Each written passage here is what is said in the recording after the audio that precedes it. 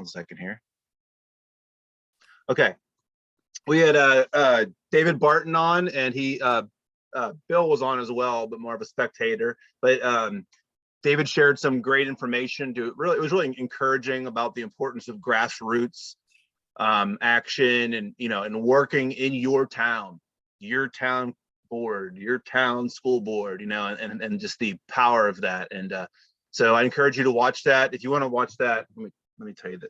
If you want to go to the Western New York Black Robe Regiment Facebook, our website, which is brrofofwny.com, standing for Black Robe Regiment of Western New York.com. And we on our, I think it's on the contact us page, there's links to our YouTube and our Facebook. So if you go on our YouTube channel, you'll see the David Barton episode, or whatever you want to call it. I don't know. I gotta let somebody in here. So go ahead and check that out. And today we have Bill Cook. I'll let him introduce himself. I know that he's a pastor. I know he's the founder of the Black Robe Regiment, National Black Robe Regiment. So Bill, I'll let you share more about yourself. Just a little introduction. Sure. First of all, it's just a delight to be with you all. I'm so excited about what you all are doing in New York. I just think it needs to happen in states across the country where people begin to get together and form Black Robe regiments in every state, and that's what we're aiming for. In 2000 and let me see, it was 2012.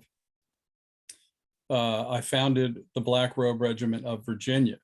And the way that came about really was, I credit David Barton with that, because David was on the Glenn Beck program, and he was talking about this concept I had never heard of, called the Black Robe Regiment. And he mentioned that the name was something that the British called the American clergy, because they blamed them for the rebellion, what they would have called the rebellion.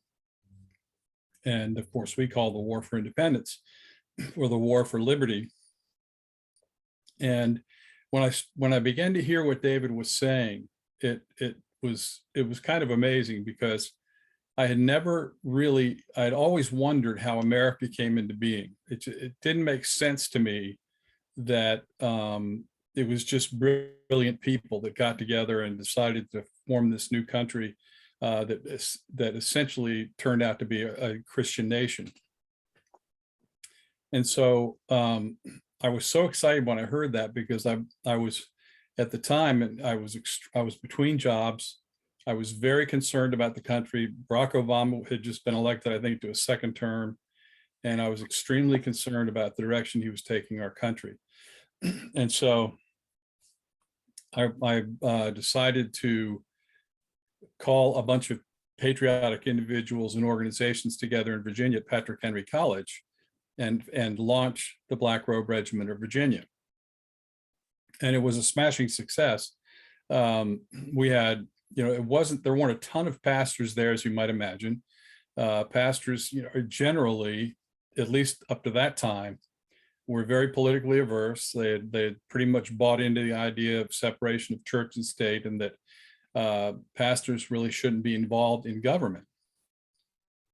They shouldn't preach political sermons. They shouldn't do any of those things. But the miraculous American founding began to make sense to me for the first time in my life, and I began to get excited about it. And so we had General Jerry Boykin was our keynote speaker, who the general is actually, he's a clergyman. He was with the Family Research Council at the time. And so he was our keynote speaker. We had Bishop B.W. Jackson, who was a Virginia, who was a candidate for Lieutenant Governor of Virginia, a Black minister who was extremely patriotic. And we had people like John Guandola, we had Michael Ferris, we had several individuals that came and spoke. And it was a very inspiring evening. At the end of the evening, General Boykin's message was compelling. It was extremely motivating. And so when he was done speaking at the end of the evening, Bishop Jackson gave an invitation for pastors who were present to join the Black Robe Regiment of Virginia. And at that time, everybody that was there came forward. Every pastor came forward. Some of them actually ran the, we were sitting in the gymnasium, so we were in bleachers. And it was a powerful evening. That's how we got started. Little did I know, in trying to encourage other pastors to begin to get engaged in government, in initiatives related to government, how difficult it was going to be. And I did not anticipate how politically averse the clergy were at that time. Now, I think that's changed a little bit in recent years. But I would say the first 8 years were a lot of plowing in trying to grow this organization. And so I was, but at the same time, I was learning a tremendous amount. I went to a conference, a Watchman on the Wall conference in Washington at DC, and David Barton gave a tour of the Capitol, and he went into the rotunda where what's today called Statuary Hall, and we saw the statues of great patriots, one of which was Peter Muhlenberg, and so I began to embark on, I guess, an ideological quest to understand how America came to be. And the Lord began to show me things in Scripture about tyranny, about what it would take to secure the blessings of liberty, how America came to be founded, and several principles were, I believe the Holy Spirit really educated me in several principles in relation to civil government.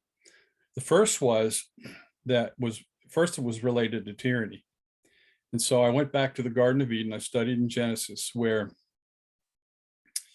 God had said to Adam, well, the first thing God said was, let us make man in our image, after our likeness, and let them have dominion over all that we have made, the whole earth. And I'm paraphrasing, but so God created Adam out of the dust of the earth.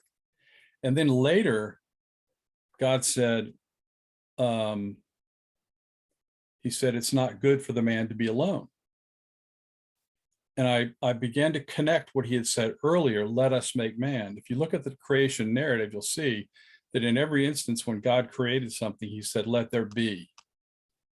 But when it came to man, he said, let us make man in our image, after our likeness, because he made man for a purpose, to have dominion over the earth, the first Adam. And so the reason God said it wasn't good for man, I gathered the reason it was good, it was that God said it's not good for the man to be alone, was because Adam was not God had expressed himself as us. He said, let us make man after our likeness. And Adam was a unitary being. He was a person. He was one man. And so he took Eve out of Adam and brought her to the man. And Adam was still, in essence, he was still Adam. Together as one flesh, Adam and Eve were still Adam. But they were now they were in us, consistent with how God had expressed himself and his intention to make man. And so that's a reason the reason that God created marriage the way he did, because in order for man to fulfill the dominion mandate in the earth, he has to be, he basically said, be fruitful, multiply, replenish the earth, and subdue it. One of the ways that we subdue our domain, our temporal domain, is we procreate with alacrity. And so that became clear to me. And then I noticed how the serpent came to Eve and God really said that you shouldn't eat the trees of the garden, that you shouldn't eat every tree of the garden. He said, in the day you eat the fruit of the forbidden fruit, you'll be like God, knowing good and evil. And there was an element of truth in what he told the woman, but he essentially lied to her. And I realized that the serpent was the first tyrant, because he subdued the entire human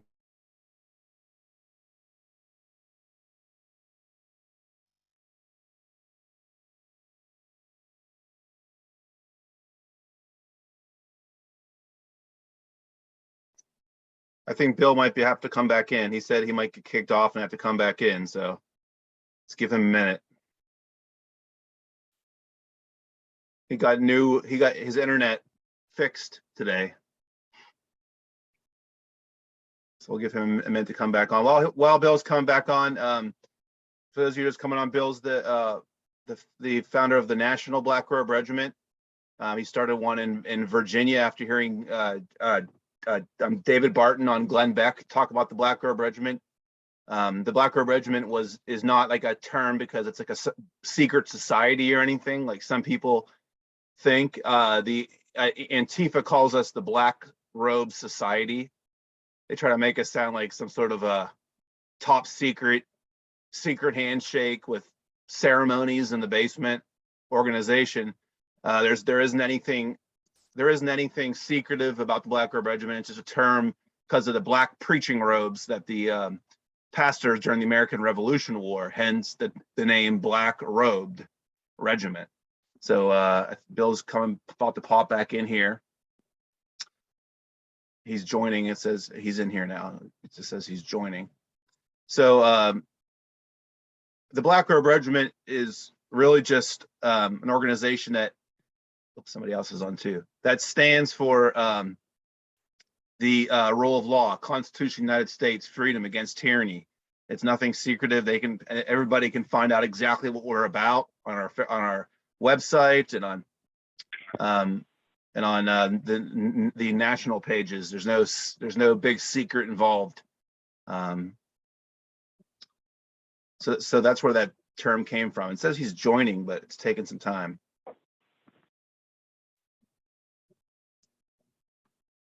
So give him one more second here to pop back. I think he's trying. Oh, there you are. Sorry about that, everybody. Okay. That's my internet connection.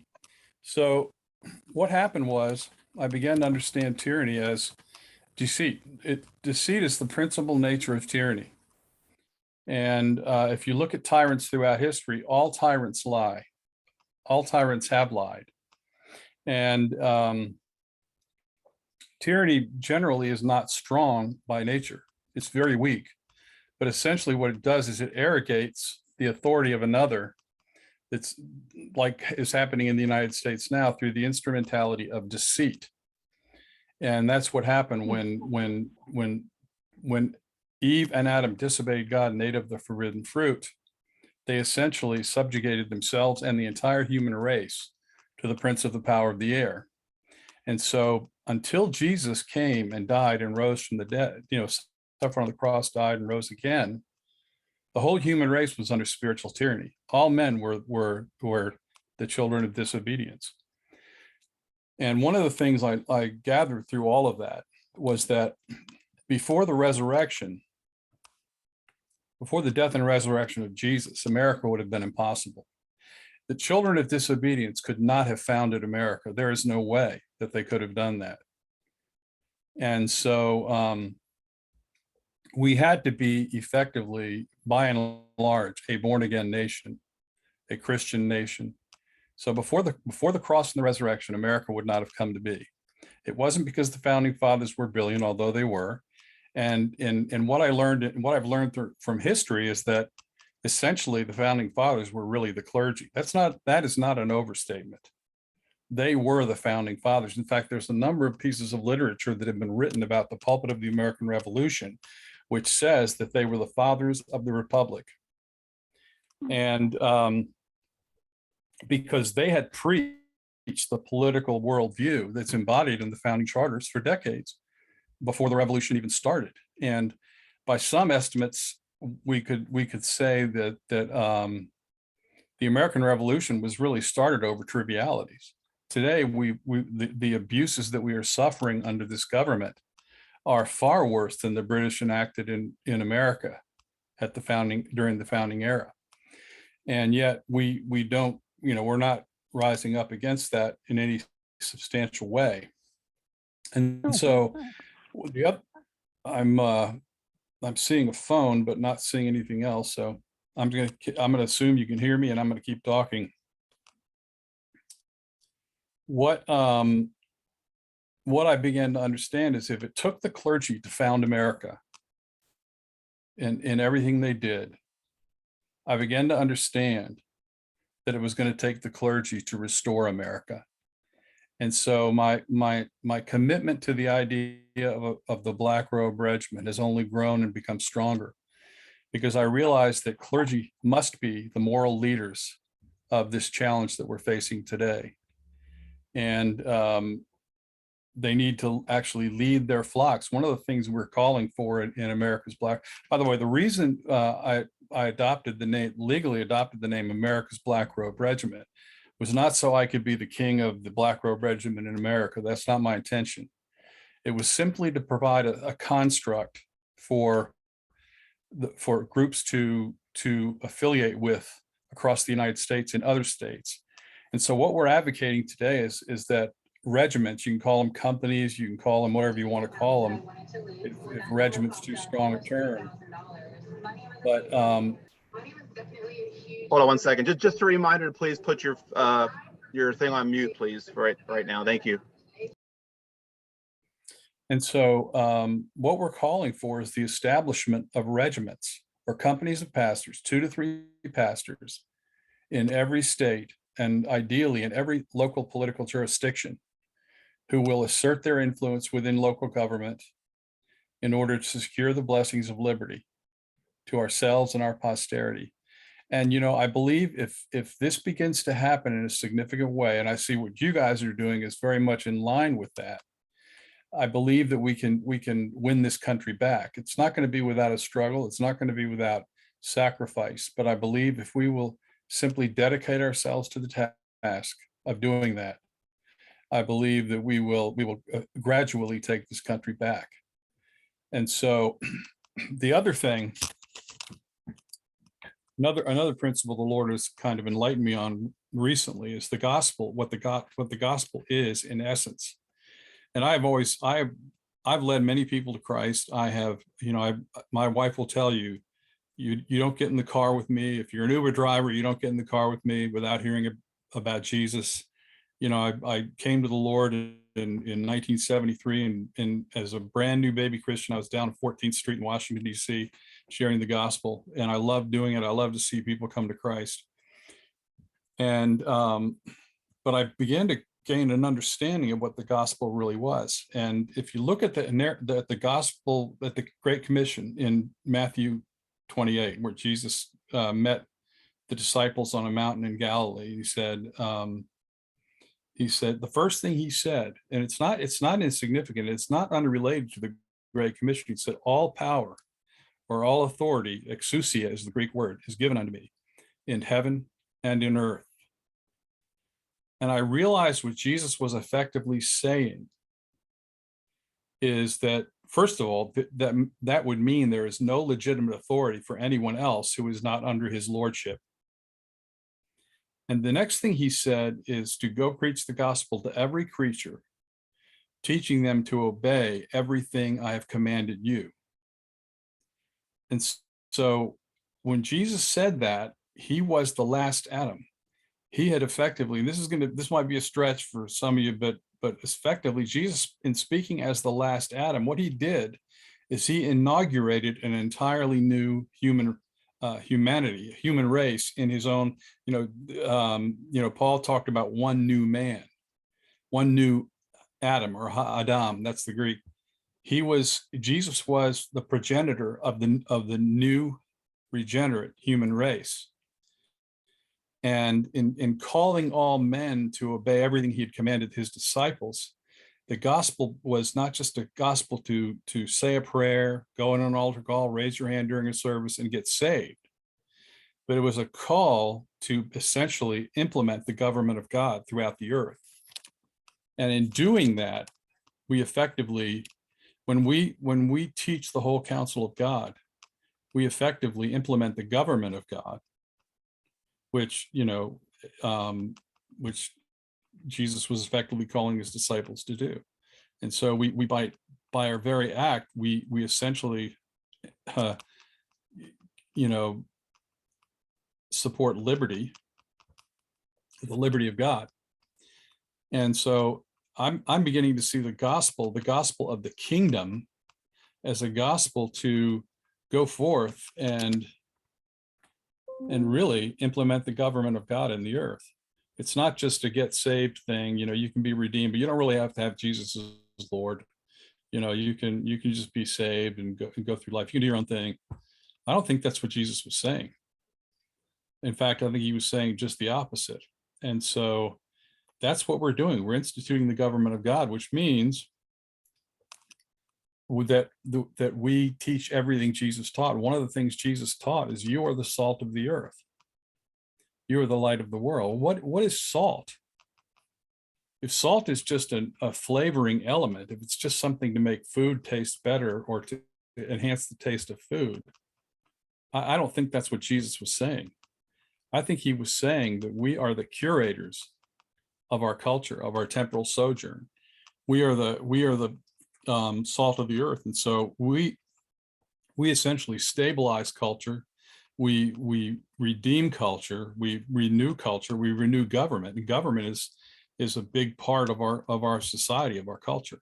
And so one of the things I'm working on right now is just a simple booklet that gives pastors some guidelines for beginning to take back their local government. Because again, if we don't lead in government, we essentially turn it over to the children of disobedience, and we'll just have little tyrannies across America if we abandon government, if we leave it in the hands of the children of disobedience. And so one of the things I've been talking about, I'll kind of finish my rant with this, that pastors of churches really need to understand their calling as encompassing not just the people that come to the building they might have, but encompassing the community in which their church exists, lives and moves and has its being.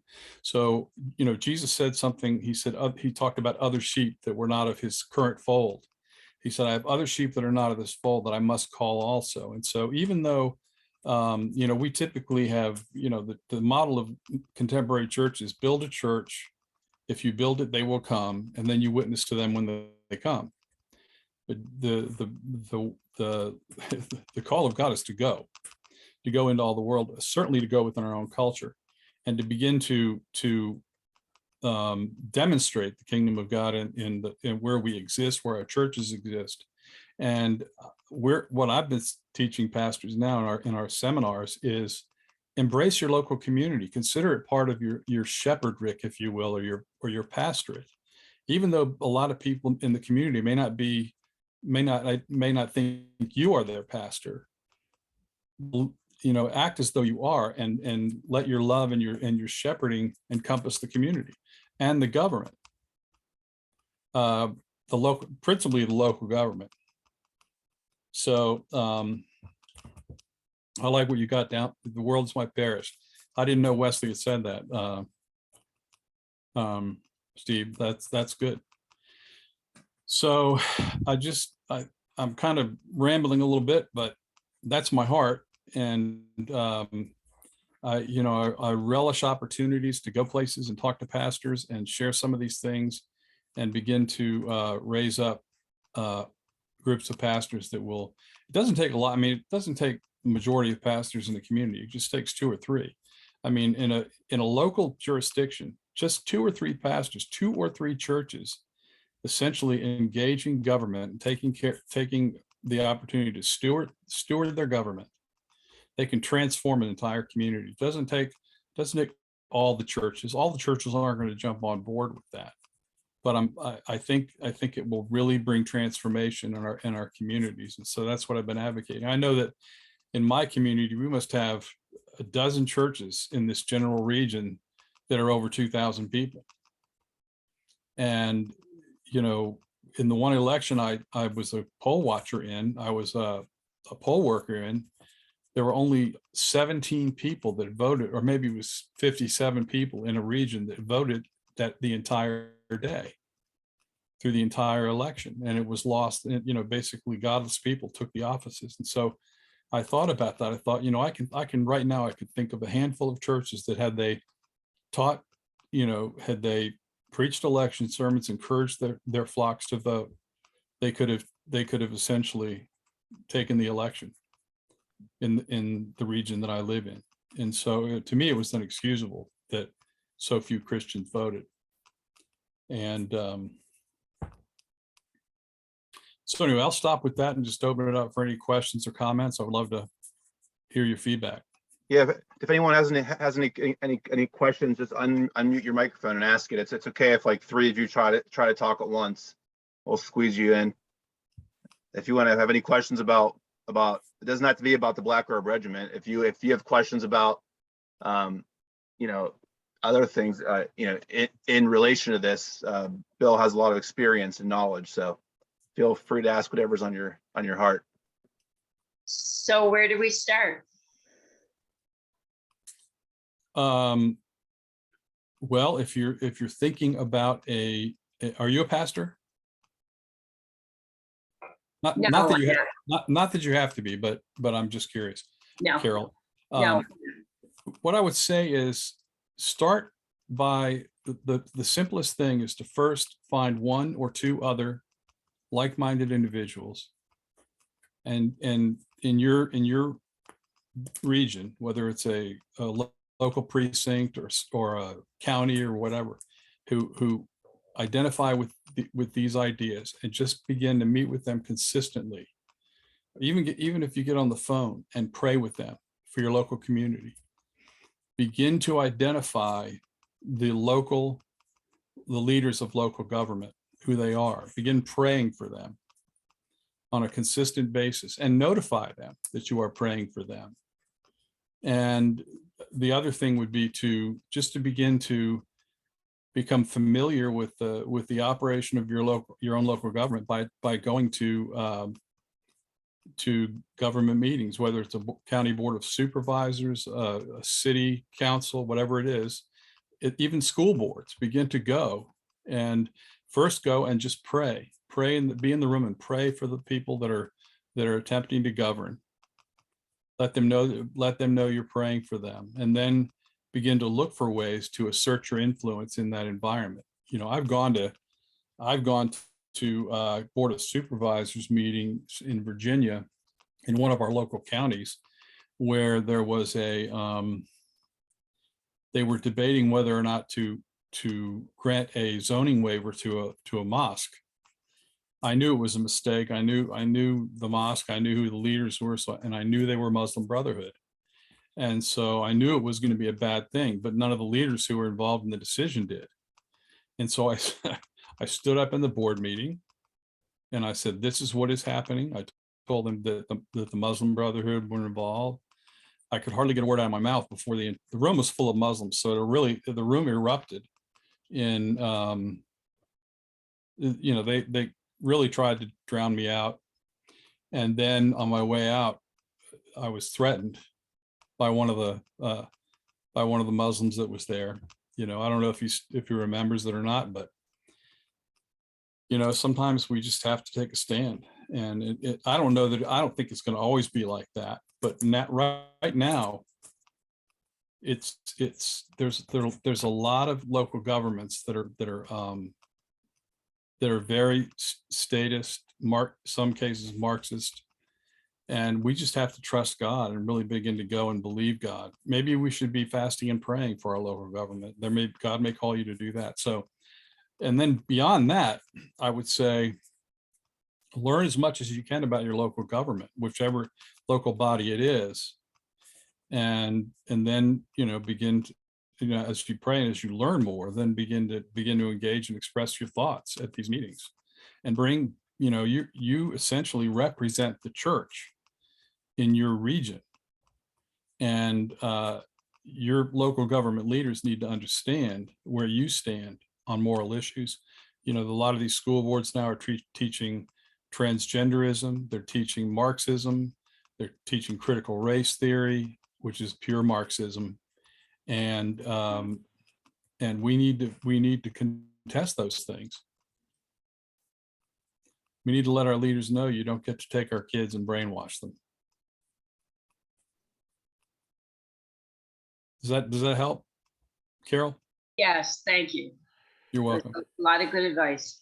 Yeah, I would say, as pastors, I mean, I wish I had the secret recipe for just taking back a local government, but I would say, as pastors, you have the wisdom of God, and God may lead you to do one thing that he doesn't lead pastors in another area to do. And so we also need to have our ear turned to the Holy Spirit and listen to what God is saying, because he will give us strategy that maybe we otherwise wouldn't have. If any man lack wisdom, let him ask of God, who gives to all men liberally and without reproach, and it shall be given him. I can't wait to hear what the wisdom that God has given you in the Black Robe Regiment of Western New York, because I'm sure, I see things you guys are already doing that are incredible. So I'm sure I can learn some things from you as well. I got a question. How many regiments are there around the country? Can I get your name, sir? My name's Pastor Austin Kreutz. I'm from Allegan, Michigan. Excellent. Hey, Pastor. There are regiments beginning to form in several states around the country, in California, in Arizona, in Michigan, in Oklahoma, of course, in Virginia, in North Carolina, in Alabama, in Florida. These are states where there's people that have said, hey, we want to do this. And even in, believe it or not, North Dakota, I had a pastor come up to me at one of the conferences I was speaking at, and he said, I want to get the Black Robe Regiment going in my state. And so, I just found out about you guys recently. So, and I was thrilled to hear it. I'll be going to Arizona coming up about a week, and there are people that are actually pulling some pastors together there for a presentation on the Black Robe Regiment. So I'm looking forward to that.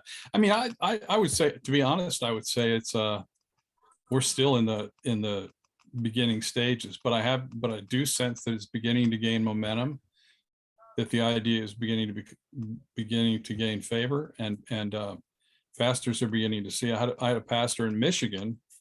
You may or may not, I don't know if you know a pastor named Keith Hamilla. I had lunch with him today. We're forming a Black Robe Regiment in Western Michigan.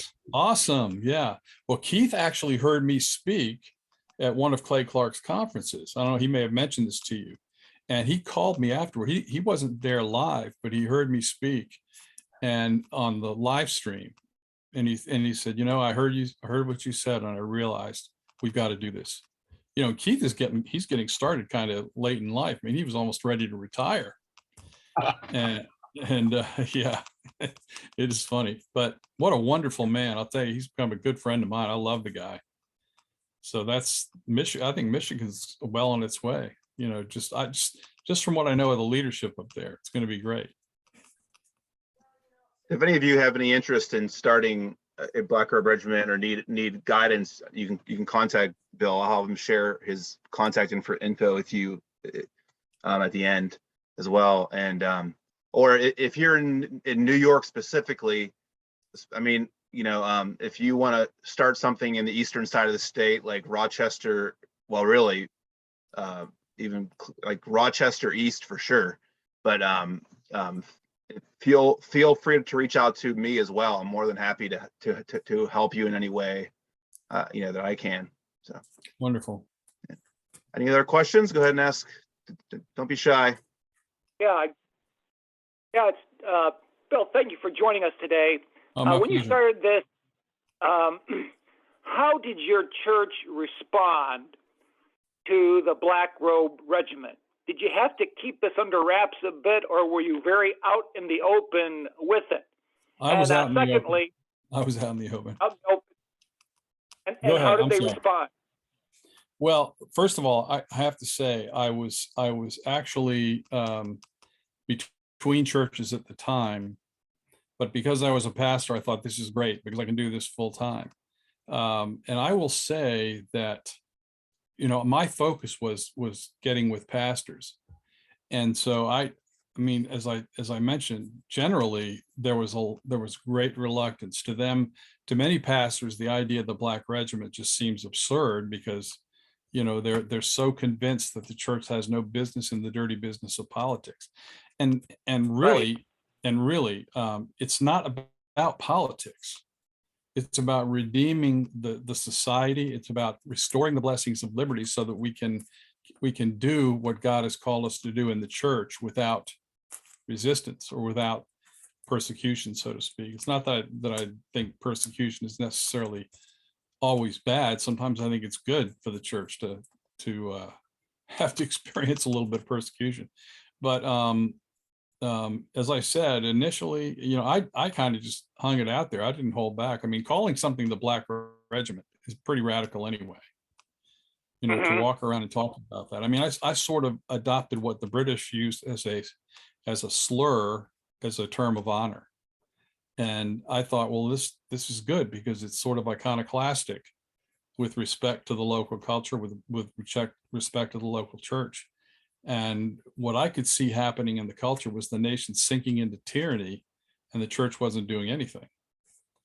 And so I was ready for a fight. You know, Peter Muhlenberg said in his sermon, at the end of his sermon, January 21, 1776, he said, in the language of Holy Writ, there's a time for all things, a time to preach and a time to fight. That time has now come.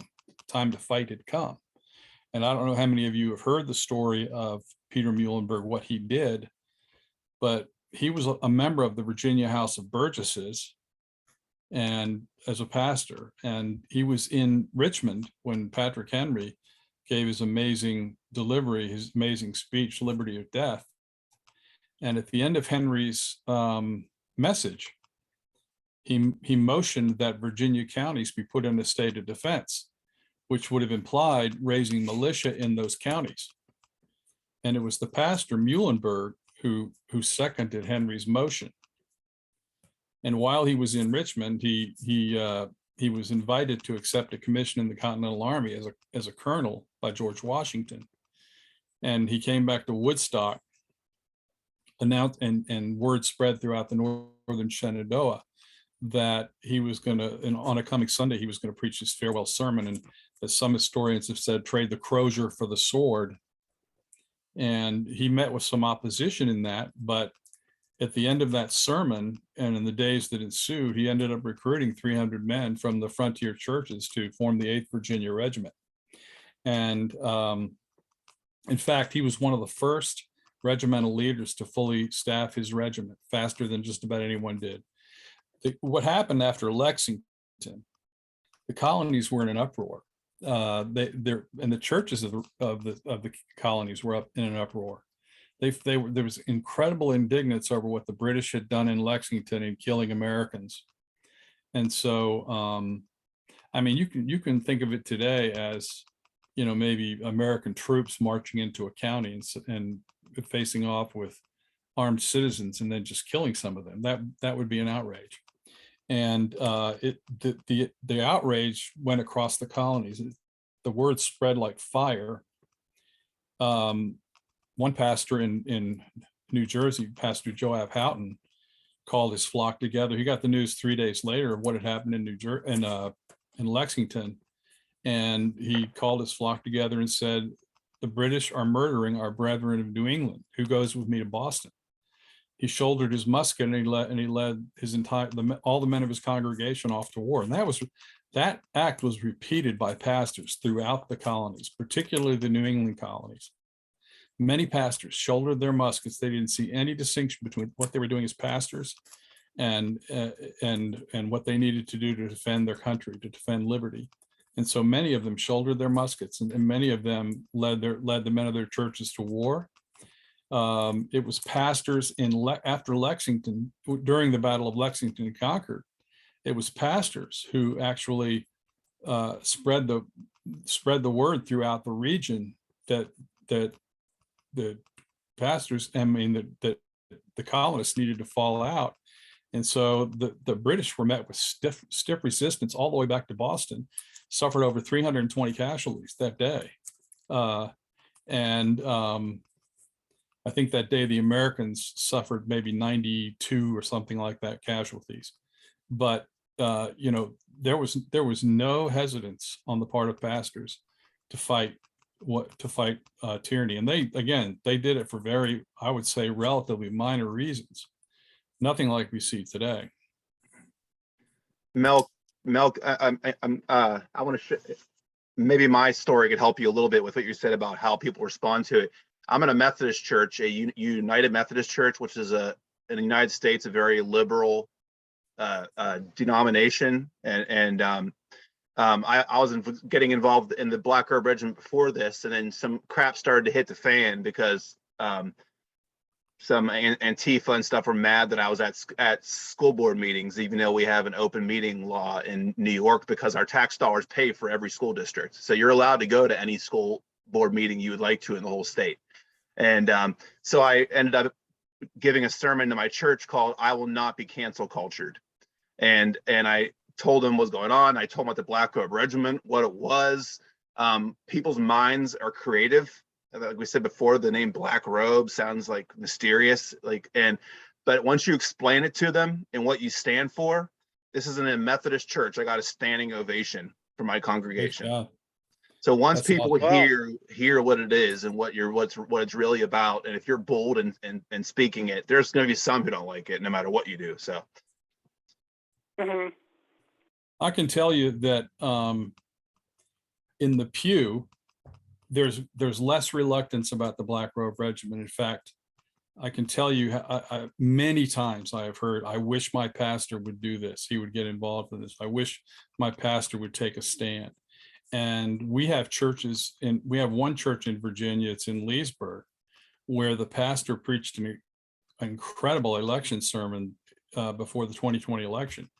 And other pastors, of course, were shutting down, and they were wearing masks and trying to social distance in their meetings and that kind of thing, keeping their doors shut. This church refused to shut its doors, kind of like Jack Hibbs did in California. Jack Hibbs's church, which was, I think, maybe 4,000 people or so when he began to take a stand, has grown to like 15 or 16,000 people, because people are leaving churches that will not take a stand against this tyranny that we're in right now.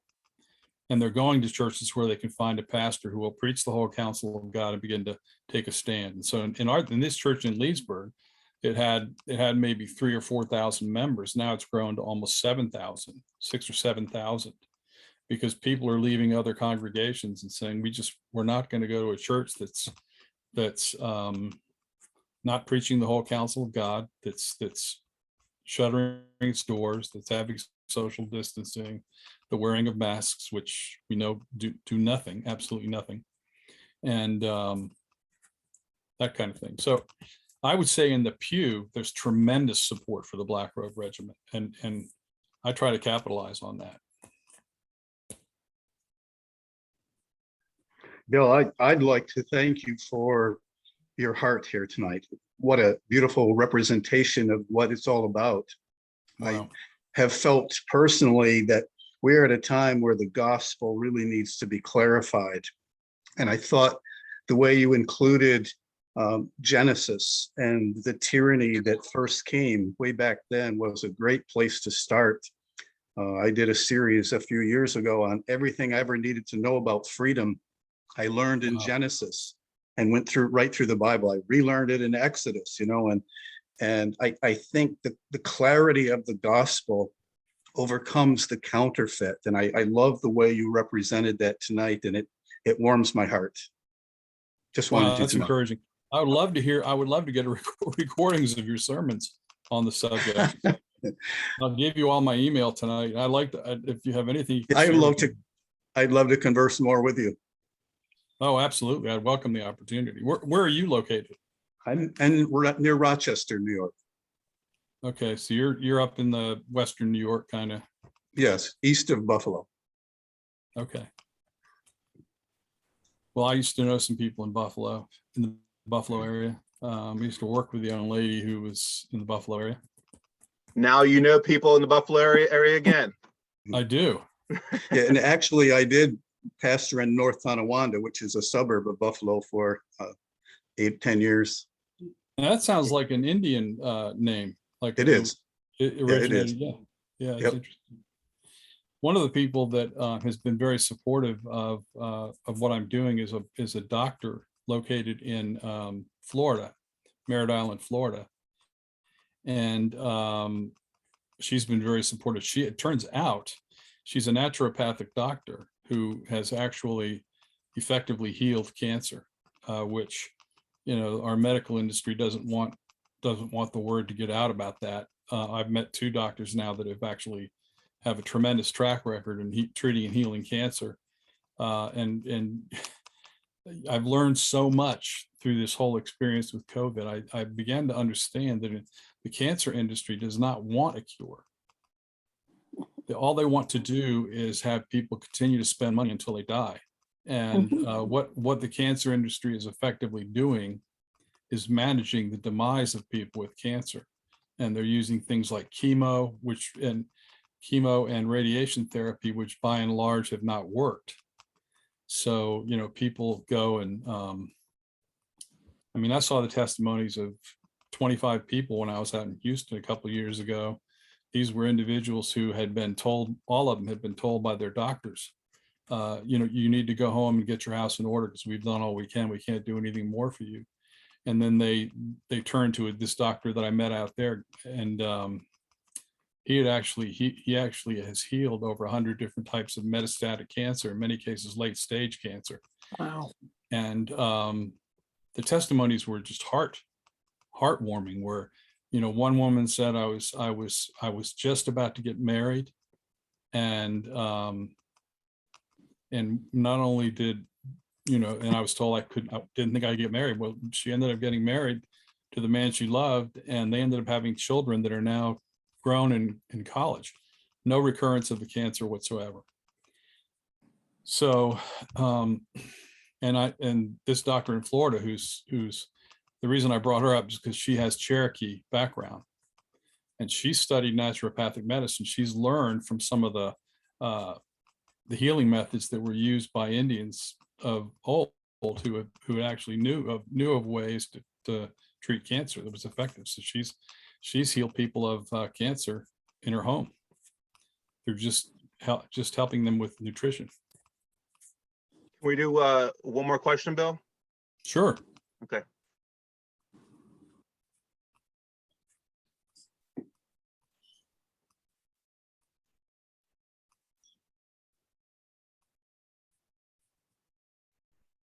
Why don't I go ahead and give my email address? Yeah. My email is rev at blackroberegiment.us. Is that spelled out or is it abbreviated? It's spelled out. And it's not, Some days I wish yours it wasn't. isn't Robe, it's Robe singular, right? Right. Rev at Regiment.us. blackroberegiment.com. .us. Okay, I just texted it in the text. Great, that's it, yeah. And so if you'd like to, there's 2 ways. I'm going this where you can do it by texting, but if you text the word black to 53445, it's not just a way to sign up. You can sign up for our mailing list, and you can also give to what we're doing, to our efforts through that as well, which I'll be honest, we do need support. We do need funding. And one of the things that I just want to show this to you. You ready to do with it? We just had a gentleman in North Carolina who also heard me on live stream, got very inspired. And so he designed a challenge coin that we're giving away to people. That it's a solid brass challenge coin. I don't know how well you can see it, but it's got Peter Muhlenberg on the front, America's Black Robe Regiment. And then it has the final words of his farewell sermon at the church that day in the language of Holy Writ. Wow. Yeah, for all things. And so we're making these available for a donation of $50. And I'm already starting to send them out. I've got to do it because this gentleman invested $4,000 and he needs his $4,000 back. But it's pretty exciting. So, and then I'm trying to think, or you can just email me your email address. If you email me, I'll definitely put you on our mailing list, you know. And if you didn't write his email down right correctly or something, you can send me an email at our email address. Again, or on our website, brrofwny.com, and then I'll get you his email address if you wrote it down wrong or something. So Yeah, Steve, I want to tell you how honored I am to be with you all tonight. I sense you've got some great people that are working with you, and it's incredible. I'm very inspiring. So I'm honored to be here today. yeah, Very thank you for joining us. Really appreciate it. You're welcome to join us anytime. We're gonna be doing once a month now. The first Wednesday of each month. I offer 8:30 and 7 p.m. For any of you who can't make 7 p.m. So maybe we'll have you on again, Bill. That'd be wonderful. Yeah. Yeah, tomorrow we're doing a webinar with Dr. Peter Mullenberg. Peter Mullenberg. I sent No, that it's out not to everybody. Mullenberg. It's Dr. Peter. I mean, McCullough. McAuliffe, yeah. Yeah. Who's quite brilliant and is talking a lot about COVID and really blowing the cover off of this influence operation. So you won't be disappointed. I see that we have some people in chat here. Oh, okay, great. Thank you.